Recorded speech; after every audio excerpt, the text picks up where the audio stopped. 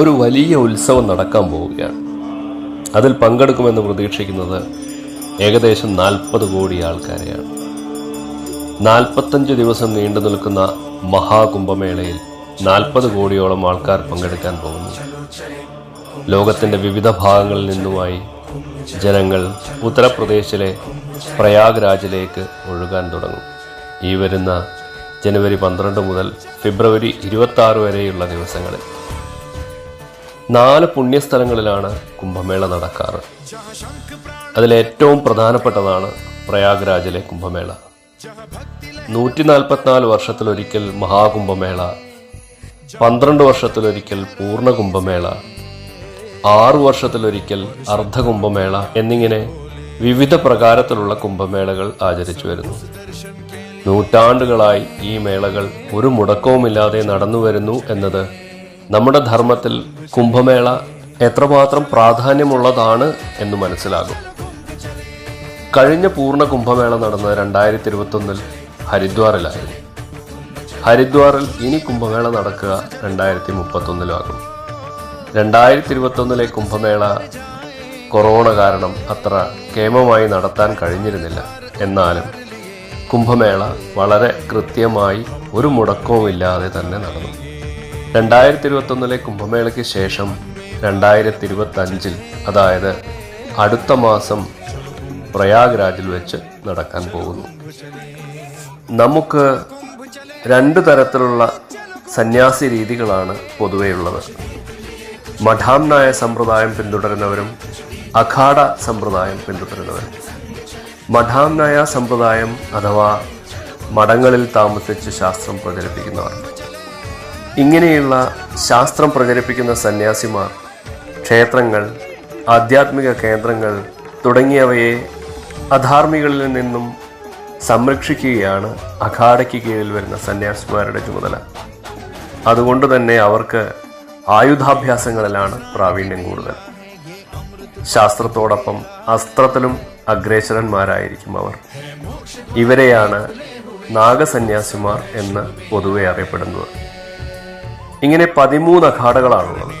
അതിലേറ്റവും വലുത് ജൂണ അഖാഡയാണ്. ജൂണ അഖാഡയിൽ മാത്രം ഏകദേശം 5 ലക്ഷത്തിൽ കൂടുതൽ സന്യാസിമാരുണ്ട്. ഇതിൽ ചില അഖാഡകളിൽ സിഖ് പരമ്പരയിലെ സന്യാസിമാരുണ്ട്, ചില അഖാഡകളിൽ ബ്രഹ്മചാരികൾ മാത്രമേ ഉണ്ടാവുകയുള്ളൂ. അങ്ങനെ വ്യത്യസ്ത രീതികൾ പിന്തുടരുന്നതാണ് ഓരോ അഖാഡയും. നമ്മുടെ നാടിൻ്റെ ഈ ധർമ്മത്തെ, സമൂഹത്തെ സംരക്ഷിക്കാൻ സ്വജീവിതം തന്നെ സമർപ്പിച്ചവരാണ് ഈ സന്യാസിമാർ. ഇങ്ങനെയുള്ള അഖാഡകളാണ് കുംഭമേള നടത്തുന്നത്. കുംഭമേള അവസാനിച്ചാൽ നാഗസന്യാസിമാർ പൊതുവെ സമൂഹത്തിൽ നിന്നും മാറി ഏകാന്തവാസം അനുഷ്ഠിക്കുന്നവരാണ്. മേൽപ്പറഞ്ഞ സമ്പ്രദായങ്ങളൊക്കെ ഉണ്ടാക്കിയത് കേരളത്തിലെ കാലടിയിൽ നിന്നും പോയ കൊച്ചു പയ്യനായ ആദിശങ്കരനാണ് എന്നതാണ് ഏറ്റവും ആശ്ചര്യകരം. സനാതനധർമ്മം ഇന്നും അതിൻ്റെ ഏറ്റവും പ്രബലമായ രീതിയിൽ നിലനിൽക്കാൻ കാരണവും ശങ്കരൻ്റെ ദീർഘവീക്ഷണം തന്നെയാണ്. 2021 കുംഭമേളയ്ക്ക് പോയപ്പോൾ ഞാൻ ജൂന അഖാഡയിലെ ക്യാമ്പ് സന്ദർശിച്ചിരുന്നു. ഏകദേശം രാത്രി 10 മണിക്കാണ് അവിടെ എത്തിയത്. നല്ല തണുപ്പുള്ള രാത്രിയിൽ ഗംഗാനദിയുടെ തീരത്ത് നഗ്നരായിരിക്കുന്ന കുറേ സന്യാസിമാർ. അവരുടെ ആയുധങ്ങൾ ഒരു പ്രത്യേക രീതിയിൽ കൂട്ടിവെച്ചിരിക്കുന്നു. ചില സന്യാസിമാർ വളരെ ഗൗരവത്തിൽ എന്തൊക്കെയോ ചർച്ച ചെയ്യുന്നു. ചിലർ ധ്യാനത്തിലെന്ന പോലെ ഗംഗയെ നോക്കി നിശബ്ദരായിരിക്കുന്നു. മറ്റു ചിലർ ഹോമകുണ്ഡത്തിന് ചുറ്റും ഇരുന്ന് പുകവലിക്കുന്നു. എന്നെ കണ്ടപ്പോൾ ഒരു യുവ സന്യാസി ചോദിച്ചു, കേരളത്തിൽ നിന്നാണോ? ഞാൻ പറഞ്ഞു അതെ. ഉടനെ അദ്ദേഹം അവരുടെ അടുത്തിരുത്തി, നിങ്ങൾ ആദിശങ്കരൻ്റെ നാട്ടിൽ നിന്നാണ് വരുന്നത്, ഞങ്ങൾക്ക് വളരെ സന്തോഷം. മറ്റൊരു സന്യാസി ചായ ചൂടാക്കി തന്നു. കുറച്ചു നേരം അവിടെ സംസാരിച്ച് മടങ്ങാൻ നോക്കുമ്പോൾ മഹാമണ്ഡലേശ്വരനെ കാണാൻ പറഞ്ഞു. മഹാമണ്ഡലേശ്വരാണ് അഖാഡയുടെ അധിപൻ. അദ്ദേഹം എൻ്റെ നെറ്റിയിൽ ഭസ്മം തൊട്ട് അനുഗ്രഹിച്ചു.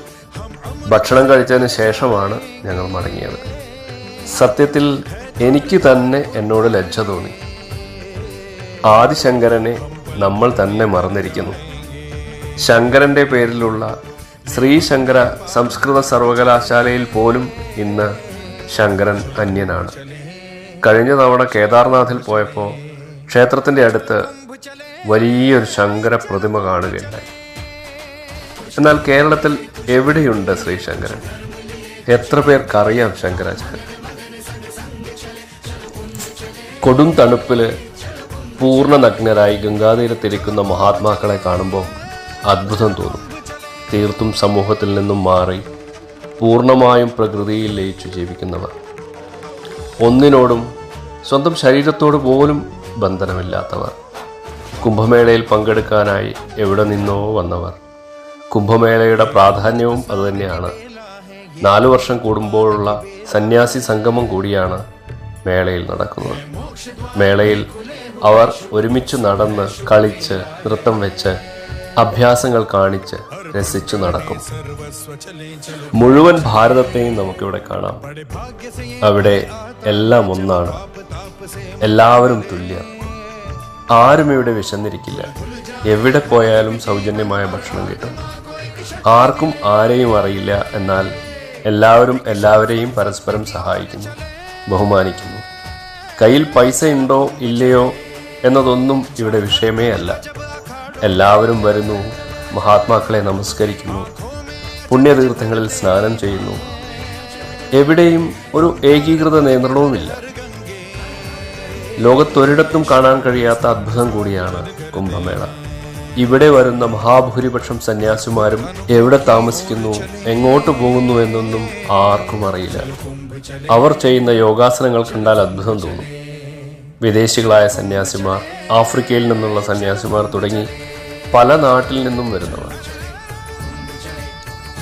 കുംഭമേള വിശ്വാസത്തിൻ്റെ, സംസ്കാരത്തിൻ്റെ, ചരിത്രത്തിൻ്റെ ഒരു മഹോത്സവമാണ്. കുംഭമേളയിൽ പുണ്യനദികളിൽ കുളിക്കുന്നത് പാപശുദ്ധിയും പുനർജന്മചക്രത്തിൽ നിന്ന് മോചനവും നൽകുമെന്നാണ് സങ്കല്പം. മേള ആത്മീയ വിശ്വാസങ്ങളെ ശക്തിപ്പെടുത്തുകയും ആത്മപരിശോധനയ്ക്കും ഭക്തിക്കും അവസരം നൽകുകയും ചെയ്യുന്നു. ഭാരത സംസ്കാരം നിലനിർത്തുന്നതിന് തപസ് അനുഷ്ഠിക്കുന്ന മഹാത്മാക്കളുടെയും ദേവതകളുടെയും ഒപ്പം ചേർന്ന് പുണ്യനദികളിൽ കുളിക്കാനും അനുഗ്രഹം നേടാനുമുള്ള അവസരമായാണ് കുംഭമേളയെ കാണുന്നത്. കുംഭമേള അറിവിൻ്റെ നിറകുംഭം കൂടിയാണ്. ജ്യോതിശാസ്ത്രം, ജ്യോതിഷം, ആത്മീയത, ആചാരപരമായ പാരമ്പര്യങ്ങൾ, സാമൂഹ്യ സാംസ്കാരിക ആചാരങ്ങൾ, കല, യോഗ, കായികാഭ്യാസങ്ങൾ തുടങ്ങിയവയെല്ലാം സംഗമിക്കുന്ന ചടങ്ങ് കൂടിയാണ്. കുംഭമേളയിൽ അവതരിപ്പിക്കുന്ന ആചാരങ്ങൾ, ഗാനങ്ങൾ, അനുശാസനങ്ങൾ എന്നിവ പുരാതന പാരമ്പര്യങ്ങളെയും അറിവിനെയും സംരക്ഷിക്കുക എന്ന ഉദ്ദേശത്തോടു കൂടിയാണ്. രഹസ്യവും പൊതുവായതുമായ സന്യാസി സമ്മേളനങ്ങളും ഇവിടെ നടക്കും. കേവലം ആധ്യാത്മികതയുടെ മാത്രമല്ല, വിവിധ സംഘടനകളുടെ സേവാപ്രവർത്തനങ്ങളുടെയും പ്രദർശന കേന്ദ്രമാണ് കുംഭമേള. തീർത്ഥാടകർ സേവാപ്രവർത്തനങ്ങളിൽ പങ്കെടുക്കുകയും ദരിദ്രർക്കും രോഗികൾക്കും ഭക്ഷണവും ആരോഗ്യ പരിരക്ഷയും നൽകുകയും ചെയ്യുന്നു. ലോകത്തിലെ ഏറ്റവും വലിയ തീർത്ഥാടന സംഗമമാണ് കുംഭമേള. ജാതി, മതം, ലിംഗം എന്നീ വ്യത്യാസങ്ങളൊന്നുമില്ലാതെ ലോകത്തിൻ്റെ വിവിധ ഭാഗങ്ങളിൽ നിന്ന് കോടിക്കണക്കിന് ആളുകൾ കുംഭമേളയിൽ പങ്കുചേരുന്നു. വിവിധ പ്രദേശങ്ങളിൽ നിന്നും വിവിധ തലത്തിൽ നിന്നും ആളുകൾ ഒരുമിച്ച് വരുന്നത് സാംസ്കാരിക ഐക്യത്തിനും പരസ്പര ബോധത്തിനും മാർഗം തെളിയിക്കുന്നു. കുംഭമേളയുടെ വേരുകൾ പുരാതന ഹിന്ദു ശാസ്ത്രങ്ങളിലും പുരാണങ്ങളിലും കാണാം. ഇതേപോലുള്ള ഒരു തീർത്ഥയാത്രയ്ക്കുള്ള ആദ്യത്തെ പരാമർശങ്ങൾ ഏറ്റവും പുരാതനമായ പവിത്ര ഗ്രന്ഥങ്ങളിലൊന്നായ ഋഗ്വേദത്തിൽ പോലും പരാമർശിക്കപ്പെട്ടതായി കാണാം. ഭാരതത്തിൻ്റെ സാംസ്കാരികവും ആത്മീയവുമായ പാരമ്പര്യത്തിൻ്റെ ഉത്സവം കൂടിയാണ് കുംഭമേള. ഇത് മനുഷ്യനും ദൈവവും തമ്മിലുള്ള നിത്യബന്ധവും സംസ്കാരത്തിൻ്റെ ആഴമേറിയ മൂല്യങ്ങളുമെല്ലാം പ്രദർശിപ്പിക്കുന്ന സമയമാണ്. പാലാഴി മഥനത്തിൽ ലഭിച്ച അമൃതകുംഭം അസുരന്മാർ കൈക്കലാക്കാതിരിക്കാൻ ഗരുഡ ഭഗവാൻ അമൃതകുംഭവും എടുത്ത് പറന്നു അത്രേ. ക്ഷീണിച്ചപ്പോൾ കുംഭം താഴെ വെച്ച സ്ഥലങ്ങളിലാണ് ഇന്ന് കുംഭമേള നടക്കുന്നത് എന്നാണ് സങ്കല്പം. ഹരിദ്വാറിലെ ഗംഗയിൽ, ഉജ്ജയിനിയിലെ ക്ഷിപ്രയിൽ, നാസിക്കിലെ ഗോദാവരിയിൽ, പിന്നെ പ്രയാഗ്രാജിലെ ത്രിവേണി സംഗമത്തിൽ. ഈ 4 സ്ഥലങ്ങളിലാണ് പൂർണ്ണ കുംഭമേള നടക്കുന്നത്. അമൃതിനു വേണ്ടി ദേവാസുരന്മാർ യുദ്ധം ചെയ്തത് 12 ദിവസങ്ങളിലാണ്. ദേവന്മാരുടെ ഒരു ദിവസം നമ്മുടെ 12 വർഷമാണ്, അതായത് ഒരു വ്യാഴവട്ടം. അമൃതിന്റെ സാന്നിധ്യമുള്ള തീർത്ഥസ്ഥലങ്ങളിൽ സ്നാനം ചെയ്യുന്നതിന് വേണ്ടിയാണ് രൂപികളും അരൂപികളുമായിട്ടുള്ള മഹാത്മാക്കൾ, ദേവന്മാർ, ദേവതകൾ തുടങ്ങി പ്രപഞ്ചത്തിലെ ദേവതാശക്തികളൊക്കെ തന്നെ ഈ മുഹൂർത്തത്തിൽ കുംഭമേളയിൽ സ്നാനം ചെയ്യാനെത്തും എന്നതാണ് സങ്കല്പം. ഈ മഹാത്മാക്കളോടൊപ്പം അമൃതിന്റെ സാന്നിധ്യമുള്ള പുണ്യനദികളിൽ നമ്മൾക്കും സ്നാനം ചെയ്യാനുള്ള പുണ്യ അവസരമാണ് കുംഭമേള. ജനുവരി 10 ഏകാദശി തൊട്ട് ഫെബ്രുവരി 26 ശിവരാത്രി വരെ നീണ്ടു നിൽക്കുന്ന പ്രയാഗ്രാജ് കുംഭമേളയിൽ 8 പ്രധാന സ്നാനങ്ങളാണുള്ളത്. ദത്താത്രേയ ജയന്തിയിൽ അഖാഡകൾ ധർമ്മധ്വജം ഉയർത്തുന്നതോടുകൂടി ഈ വർഷത്തെ കുംഭമേള ആരംഭിക്കും. എല്ലാ കുംഭമേളയിലെയും പോലെ ആയിരങ്ങൾ സന്യാസദീക്ഷ സ്വീകരിക്കും. കോടിക്കണക്കിന് സനാതനികൾ സന്യാസിമാരോടും ദേവതകളോടും കൂടെ പുണ്യസ്നാനം ചെയ്യും. നഗ്നനേത്രങ്ങൾ കൊണ്ട് കാണാനാവാത്തതും കണ്ടാലും മനസ്സിലാവാത്തതുമായ പലതും പ്രയാഗ്രാജ് കുംഭമേളയിലും സംഭവിക്കും. ഭാരതത്തിൻ്റെ സനാതനധർമ്മം നിലനിർത്താനുള്ള പ്രതിജ്ഞയെടുത്ത് അതിനുവേണ്ടി സർവം ഉപേക്ഷിച്ച മഹാത്മാക്കളുടെ കൂടെ നമുക്കും സ്നാനം ചെയ്യാം. മോക്ഷപ്രാപ്തിക്കുള്ള ഒരു പടി കൂടി മുന്നിലേക്ക് വയ്ക്കാൻ പ്രയാഗ്രാജ് കുംഭമേളയുടെ ഭാഗമാകും.